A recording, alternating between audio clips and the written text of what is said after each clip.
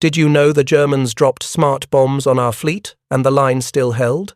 In the week of 9-17 September 1943, while Fifth Army clawed for ground at Salerno, KG-100's Dornier 217 seconds brought the Fritz X, a radio-guided, armor-piercing glide bomb with a bright tail flare and a joystick in the bombardier's hands. They had proof of power. The Italian battleship Roma sank on 9 September, and HMS Warspite was crippled on the 16th. Yet the American gun line would not break. A veteran U.S. battleship stood in, armored deep and bristling with 16-inch rifles and 5-inch divided by 38 mounts. Its crew trained to fight the ship, not fear the sky. The air burned with tracers and bursts, but the rifles kept speaking for soldiers on the beach. "We don't leave the line!" A boatswain shouted as splinters pinged off turret faceplate, and his crew snapped shells into the hoists like a metronome. On that line stood cruisers and destroyers that acted like metronomes. USS Philadelphia, CL-41, alone, hurled 921 6-inch rounds in one night. Allied ships together delivered over 11,000 tons of naval shells during the crisis. Forward observers called, spotter planes circled, and the ships wrote answers in steel across the hills. The Luftwaffe's new precision weapon met an older American truth. We do not abandon soldiers under fire. Listen to the deck plates. We don't leave the line. A boatswain shouted as splinters pinged off turret faceplate. Damage controlmen moved through steam and smoke, dogging hatches, counter-flooding, cooling boundaries, fighting the ship by the book. AA crews tracked the approach lights and squeezed triggers until barrels smoked. The sky looked like a living minefield, and many attack runs died inside it. The enemy was brave and skillful. Their weapon was modern and deadly. But at Salerno, the United States fused radar direction, disciplined gunnery, and industrial mass into something harder to kill than any one ship. General Siegfried Westphal later admitted that the greatest distress suffered by German troops was caused by heavy naval guns. That is the first shock. The future arrived as a precision bomb, and America answered with a system that refused to bend. The details matter. The battleship's 16-inch rifles sent 2,700-pound shells inland with the lazy roll of thunder, while 5-inch divided by 38 mounts snapped and slewed on fast targets, their crews bare-armed, faces streaked with sweat and cordite. Signalmen blinked lamps to beach parties through drizzle, and cooks hauled coffee up ladders because hot cups keep hands steady on cold nights. In the plotting rooms, sailors in sound-powered phones repeated bearings like prayers. On deck, rescuemen knelt by wounded shipmates with dressings between air raid sirens. Hold that picture as the bridge to what comes next. If we could keep the line alive, under guided bomb attack, what would happen when our electronics made those attack runs 5 to 10 times more dangerous for the bombers? The answer turned the sky, American, and it happened fast. Did you know our anti-air fire got 5 to 10 times deadlier almost overnight? The secret was the VT, the proximity fuse, a tiny radio set inside a 5-inch shell that made it burst when it came near an airplane instead of at a guessed time. At Salerno, that mattered because a Fritz X run demanded a straight, steady approach, while a bombardier rode the flare and radioed corrections. American fire control radars tracked the bomber, directors solved the geometry, and VT shells sprinkled the path with timed spheres of fragments. Fighter direction ships vectored cover at the exact second a Dornier steadied to guide its bomb, forcing the enemy to choose between flying the weapon and surviving the wall of steel. Gunners felt the difference in their bones.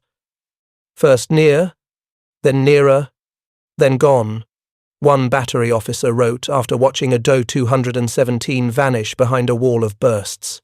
With VT, every near miss turned into a near-certain kill zone. The fuse did not care about guesswork or nerves. It cared about distance, and distance was a problem we already knew how to solve. That is why the gun line could keep its cadence even as the enemy introduced a new way to aim death. The Luftwaffe, expected clean descents and surgical hits. Instead, bombardiers saw their guiding flare wink in and out inside an American storm. Every time a Dornier steadied, the wall thickened. Every time a tail flare glowed bright, it became a beacon for radar, for directors, for shells that burst at just the right place in space. Engineers in stateside labs had handed sailors an invisible ally, and the sailors used it like they were born with it. There is humanity in this technology. A loader burned his palms, but kept the feed moving. A talker's voice went hoarse, calling bearings. A pointer stared through smoke and never looked away. They were not nameless cogs. They were free citizens trusted with world-changing tools, and they proved worthy of that trust. The result was not theory. It was fewer bombs under our decks and more shells landing where soldiers needed them. Think of the mechanics. A 5-inch divided by 38 projectile leaves the muzzle at over 2,600 feet per second, spins true, and wakes up its little radar in flight. If metal and motion pass within the right range, the fuse decides, and the sky answers with a sphere of fragments the bomber must fly through. Directors and range keepers, analog computers full of cams and gears, translated radar pips into orders in real time. The men trusted the math because they had drilled the trust into themselves. The bridge to the next shock is simple. Precision defense kept our ships alive. Now watch precision offense erase a tank attack that thought the sea could not reach it. Did you know 2 American cruisers shattered a German tank attack in minutes? The crisis came as panzers felt for the seams near the Selle-Calais corridor, hunting for a way to break the beach. Here is the problem that felt unsolvable. How do you stop armor from the ocean when hills and smoke hide the targets? The answer was an American kill chain. A spotter plane circled. A forward observer keyed his radio. Cruisers fired in sequence so corrections stacked like code and walked uphill with purpose. USS Philadelphia and her sisters bracketed roads and choke points. Destroyers ran in to a few hundred yards offshore and raked gun pits with 5-inch fire. The sound shook chests on the sand. Soldiers pinned on the line felt the ground breathe as salvos arrived about 15 minutes after contact. Under that storm, a German thrust of several dozen tanks stalled, then withered. The ocean, it turned out, could reach any hill that dared to threaten the beach. The enemy noticed. Westphal, Kesselring's chief of staff, later wrote that heavy ship guns caused his troops their greatest distress because there was simply no protection from them. That is the phrase of a professional who recognized a physics problem he could not solve quickly. Armor could hide from airplanes. It could not hide from geometry and steel landing by the ton, hour after hour, night after night. There was pain on our side, too. On 11 September 1943, USS Savannah CL-42 took a Fritz X that pierced multiple decks through sea turret, killed 197 shipmates, jammed turrets, and left her dead in the water. Yet damage control held. Pumps ran, fires bent to foam and discipline. By night she was moving to Malta, then home for repair, and within months she returned to war. Hit hard, return harder was not a slogan, it was the operating system of a free nation at war. Add the texture of what it took. Spotter pilots in fabric-skinned planes rode thermals, dodged small arms fire, and called rounds with grease pencil maps on their knees. Battery officers aboard ships stood under red lights over plotting tables, sliding range strips while sweat ran off elbows. On the beach, infantry crouched behind stone walls, then rose together when the last salvo fell, moving on instinct because the timing had become familiar. The tanks were real Panzer IVs with long 75 seconds, and they still stopped when the ocean spoke. Did you know we jammed their smart bombs before the paint was dry? The Fritz X rode a radio command link, the Kael Strasbourg set from the bomber's hand to the bomb's fins. Allied scientists mapped its frequencies, built electronic jammers, and bolted the boxes into ships with wartime speed. Suddenly, the neat geometry of a guided drop wobbled. Bombs wandered off aim. Do 217 kelvins, 2 crews saw the bright tail flare drift, not because the bombardier lost his nerve, but because the signal in his fingers went soft and wrong. Sailors called it Sparks's revenge. Radio men hunched over dials. While 5-inch divided by 38 batteries, now with VT fuses, filled the air with timed bursts. Fighter directors on radar pickets pushed cap to the exact moment the Dornier steadied, splitting the bomber's attention between the sky in front and the bomb falling below. Damage control parties drilled until procedure replaced fear. Counterflood, boundary cool, shore, pump, ventilate, and fight the ship. The enemy's best punch met a nation that absorbed, adapted, and overmatched. Human stories grounded the tech. A radio man with singed fingertips tuned a new jammer through smoke and said, "Hear that squeal? That's their aim dying." A gun captain soothed a green loader, while shards ticked on deck like hail. A boatswain from Texas tied a line around his waist and crossed a steam-filled passage to dog a burning hatch. None of that was an accident.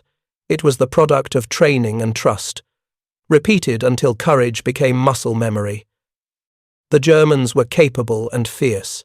Their new weapon had already sunk Roma and torn at warspite, but against the American system, the edge dulled, the beachhead lived, the ships stayed on station, and a lesson took root that would echo through the rest of the war.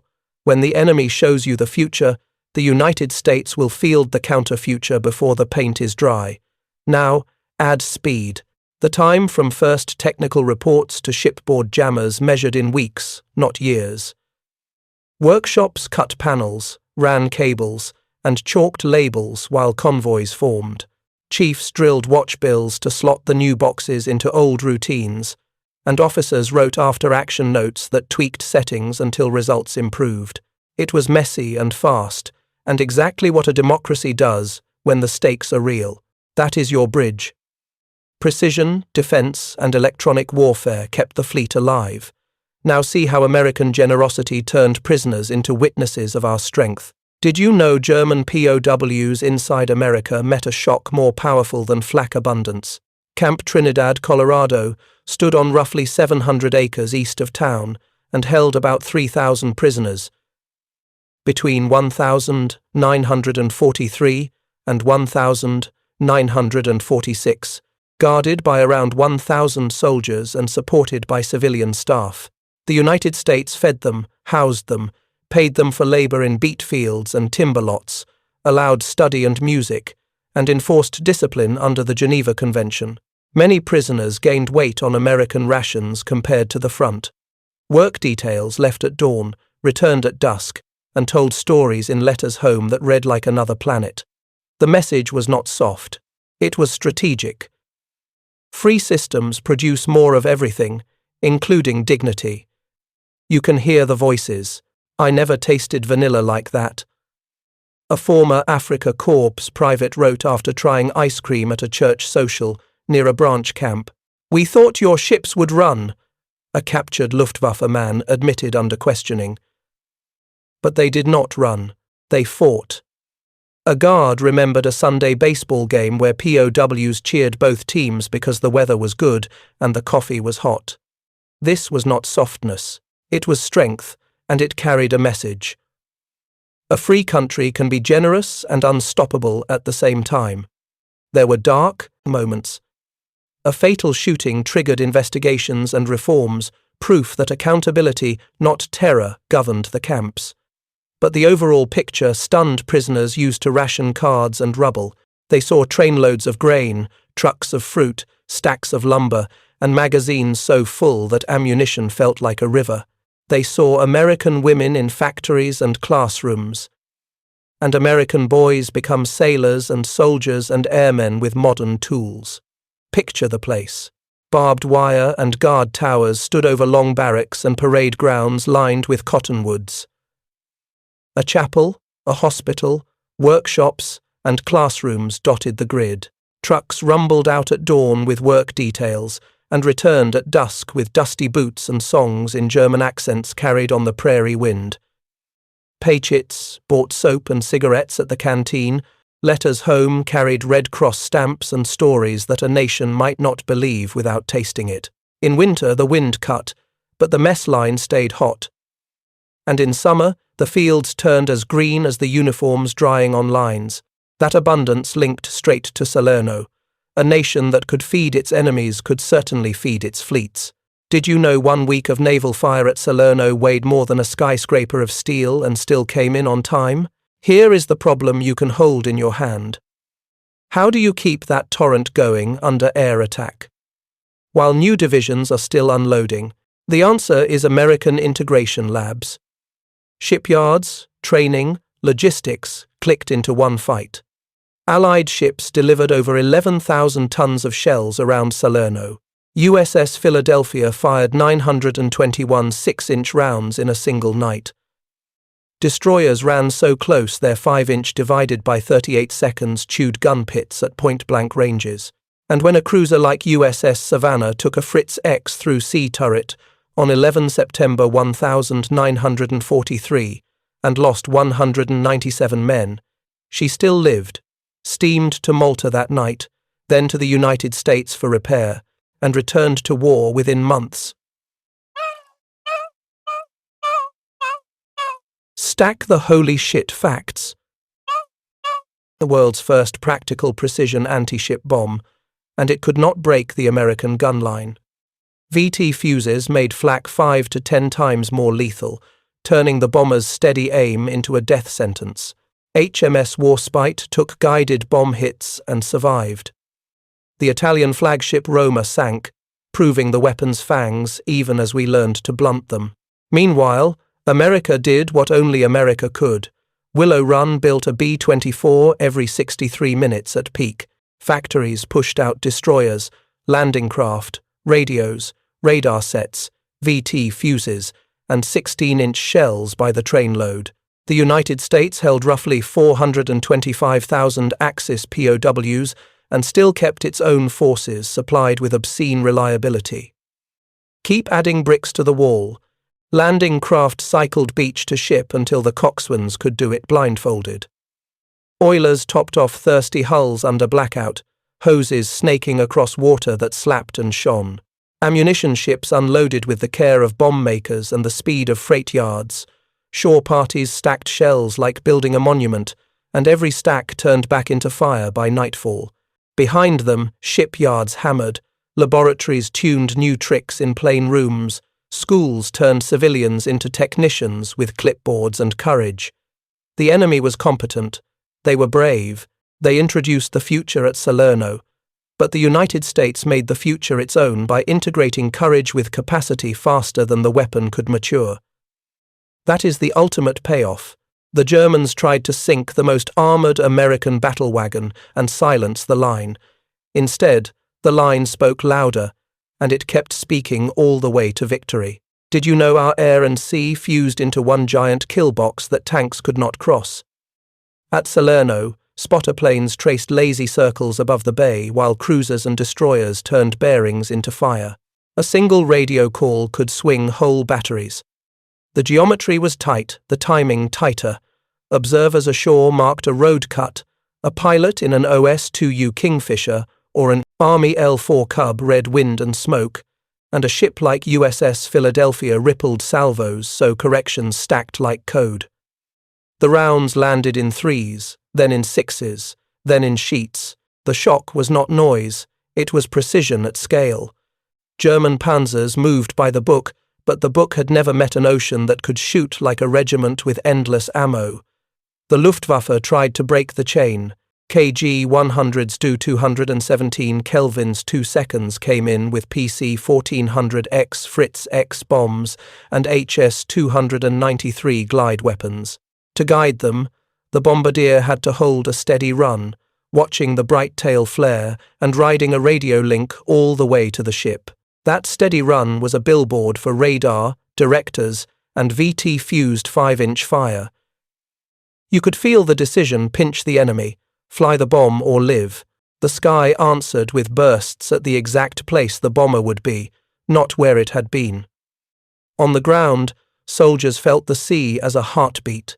A platoon pinned on a terrace heard the whistle build, saw the hill shimmy, and rose because they knew the next salvo would be on time. "Walk it, left, hold," a forward observer said, and a hedgerow became a void.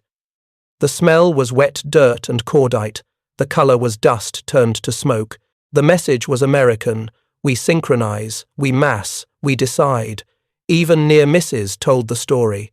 A guided bomb could terrorize a deck and punch iron. A battleship or cruiser answered by staying on station and talking with steel. Damage control ran like a catechism counterflood.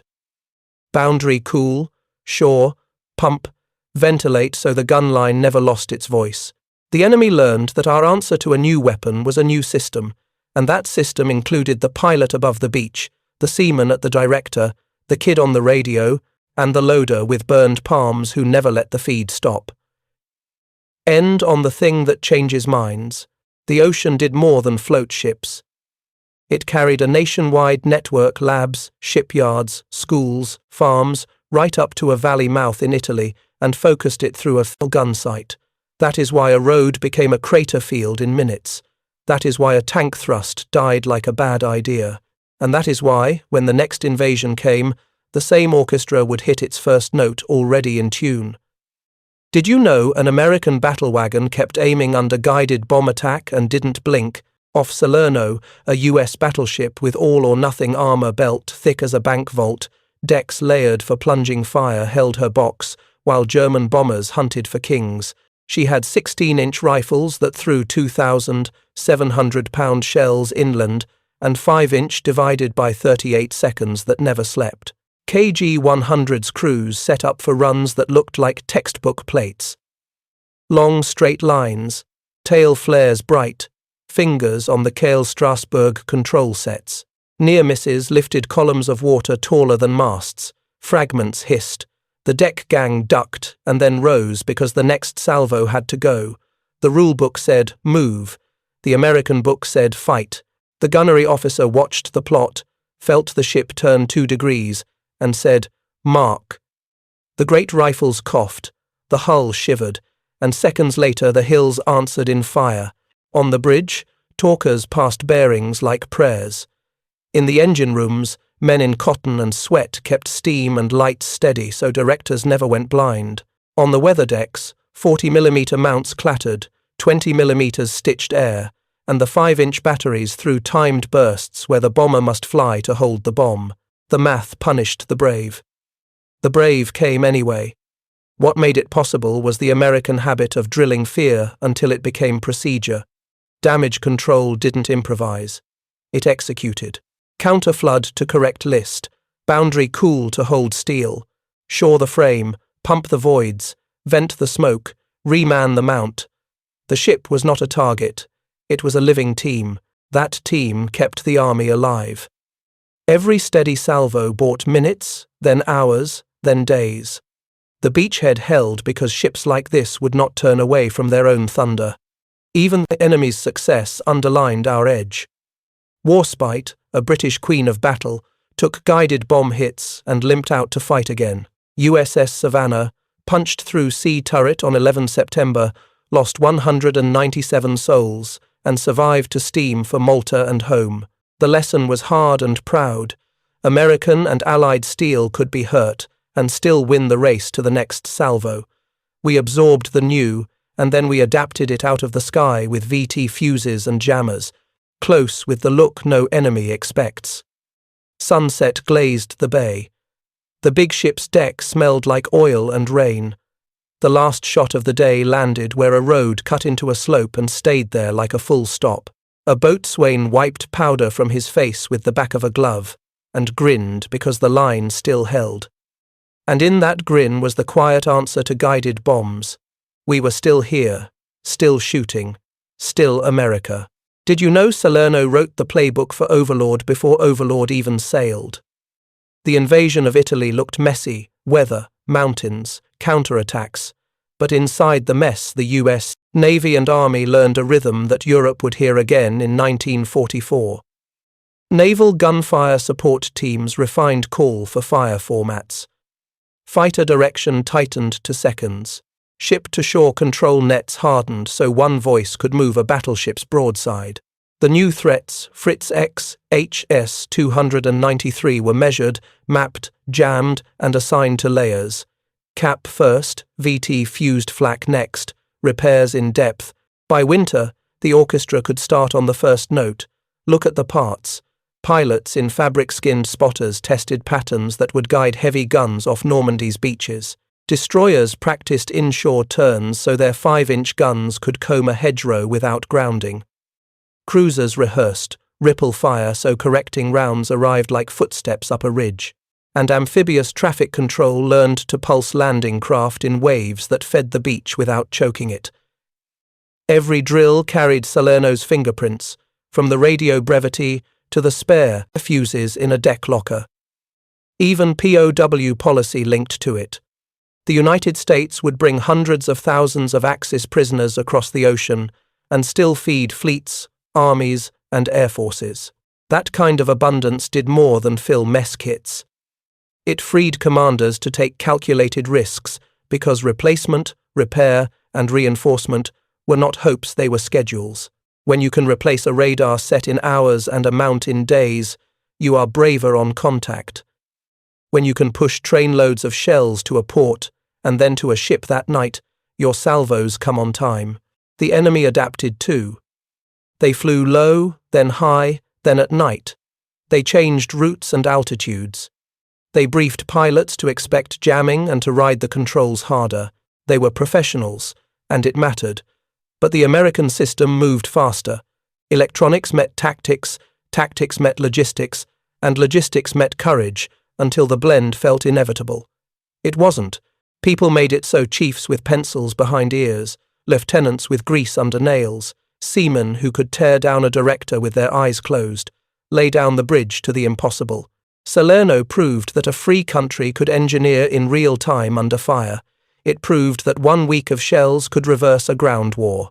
It proved that guided bombs could be made blind by boxes, built in plain rooms by citizens who went home on trolleys. That proof would show up again off Normandy and beyond, where the sea would speak with an American voice that no storm or staff plan could silence. Did you know our numbers looked fake until the enemy felt them? Start with the shells. Over 11,000 tons at Salerno in a single campaign week, with one cruiser firing 921 6-inch rounds in one night. Stack the factories. Willow Run pushing a B-24 out the door every 63 minutes at peak. A flying boxcar that crossed oceans in herds. Lay down the ships. 2,710 Liberty ships built, with a record hull completed in 4 days, 15 hours, 29 minutes. Add the carriers. Essex-class decks rolling off ways so fast the ocean looked tiled in flight decks. Mix in the micro. Millions of VT fuses, little radios inside shells that turned guesses into geometry. Then remember the people. 425,000 Axis POWs held and fed, while our own fields and foundries never missed a beat. The result wasn't a spreadsheet. It was a beach that didn't break when tanks came. It was a battleship that didn't flinch when a new weapon glowed in the clouds. It was a cruiser that took a guided bomb through sea turret, lost 197 souls, and still returned to war. That is what impossible looks like when it moves. The enemy wrote its own footnote. The greatest distress on the front came from heavy ship guns. Because there was no shelter from timed steel, there were human hands behind every big number. A riveter in Detroit hit the same pattern thousands of times, so a wing didn't fail at sea. A chemist in a small lab adjusted a circuit so a fuse would wake at the right distance. A cook in a mess deck slid hot coffee across a table at 0300 so a loader's hands stayed fast. A CB stacked pontoons into causeways and made a harbour where yesterday there was only surf. A trainman in Kansas whistled for a siding and passed a string of flat cars loaded with shells that would become the last word on some hillside. If you want a holy shit moment, put it like this: the United States made more of everything than the Axis could destroy. Every factory minute accumulated into a shield you could touch at a gun mount and a spear you could hear in a valley. Every new weapon the enemy fielded met a counter-fielded answer, and often the answer arrived in weeks. That is not luck. That is a system built on freedom, education, and scale, and it turned paper numbers into ground truth. The enemy could not outfly or outdig. Did you know, hit hard, return harder was a schedule on a clipboard, not a slogan on a poster. After 11 September 1943, USS Savannah looked finished.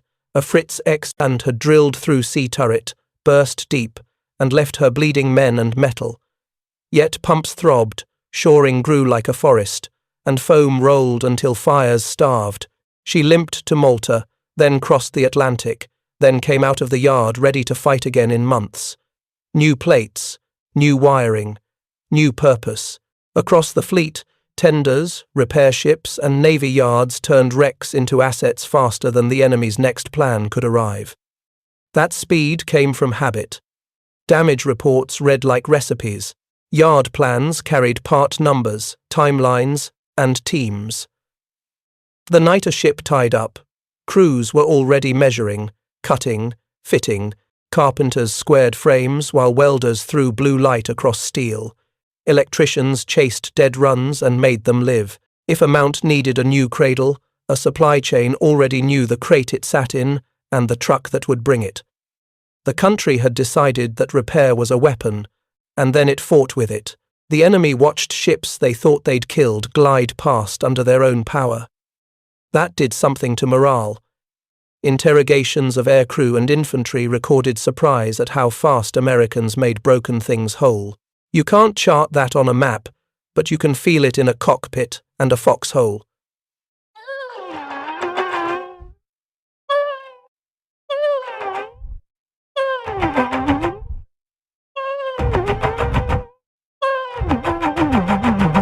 One prisoner said, "They did not run, they fought."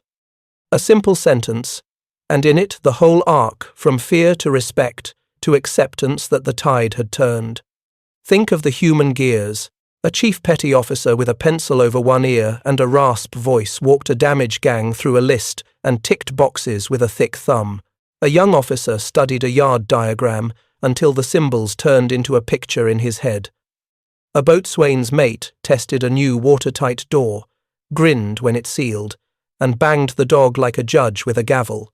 Everyone had a verb: fix, test, sign, sail. The system ran because the people ran it, and they believed the ship was more than metal, it was a promise. That promise closed, the loop that began at Salerno.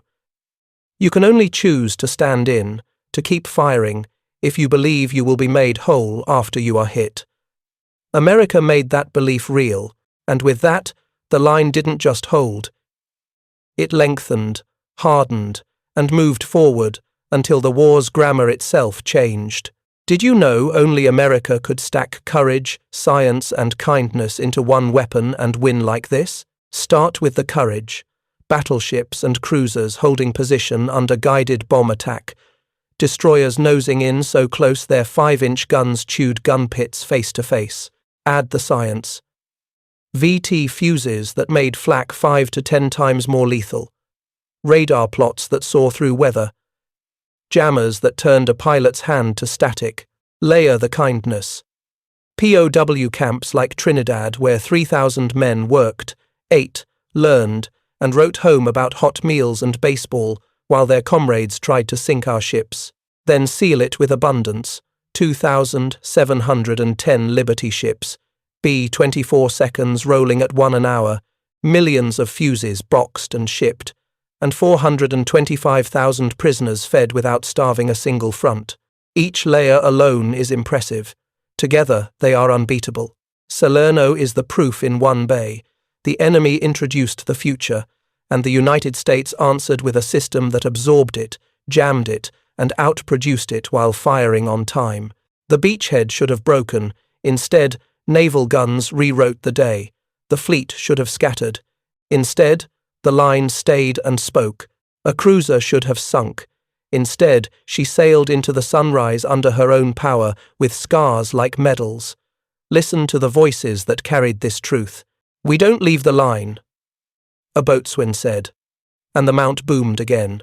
First near, then nearer, then gone. An AA officer wrote after a bomber disappeared in bursts. Ice cream. A POW laughed, tasting vanilla on an American prairie. And the smile carried farther than any leaflet. One country taught its people that tools matter and people matter more. Then, handed them both and watched them change history. Close with the picture that binds the story. Evening on the Gulf, the battleship's deck is wet. The scent is oil and rain and the metal tang of spent brass. Across the water, the beach glows with small fires that mean another counterattack died in place. The sky, so loud at noon, is quiet now. Tomorrow the orchestra will start again. Spotter, radio, plot, salvo, correct, repeat. And tomorrow, as today, the future will arrive and Americans will make sure it belongs to freedom. That is not boasting, that is a record. And in that record is a heritage any kid can be proud to inherit and strong enough to carry forward.